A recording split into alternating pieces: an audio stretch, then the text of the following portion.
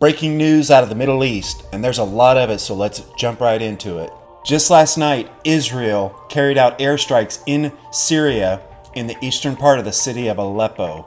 Located in northern Syria, Aleppo, prior to the Syrian civil war, was the largest city in Syria and has now been supplanted by Damascus. And of course, Isaiah prophesied that the city of Damascus would one day become nothing but a heap of ruins.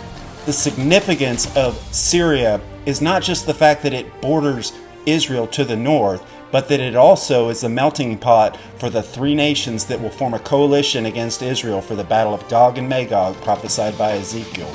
This tiny little strip of land on the Mediterranean is Israel. Then you've got Turkey, Russia, Iran, and smack dab in the middle, you've got Syria.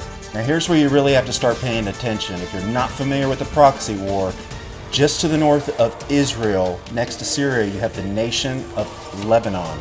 Lebanon is completely falling apart as a nation as we speak, with no food, water, electricity, gasoline. They are being completely overrun right now by the Iranian-backed Hezbollah. After what began as peaceful protests, riots began to break out all over the nation. And to be honest, how can you blame them? They no longer even have the necessities of life. We in America were able to survive all the looting and illegal activity and protests that took place under the name of the BLM movement. But Lebanon is on the verge of complete anarchy.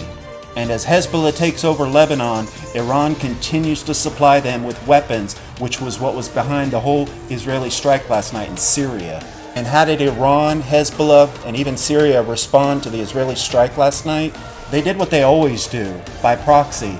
Rather than Syria, Hezbollah, or Iran taking full responsibility for responding and escalating it potentially to war-type levels, they had Palestinian jihadists shoot rockets from southern Lebanon, controlled by Hezbollah, into northern Israel, just west of Galilee. Of course, Israel's Iron Dome defense system was able to intercept one of the rockets, and the other one just fell in the middle of a field. It was just a weak response to let them know that they were not happy. And of course, this whole bait and switch proxy approach leaves Israel's hands tied to where they can't really make a defensive response, and it would require aggression on Israel's part.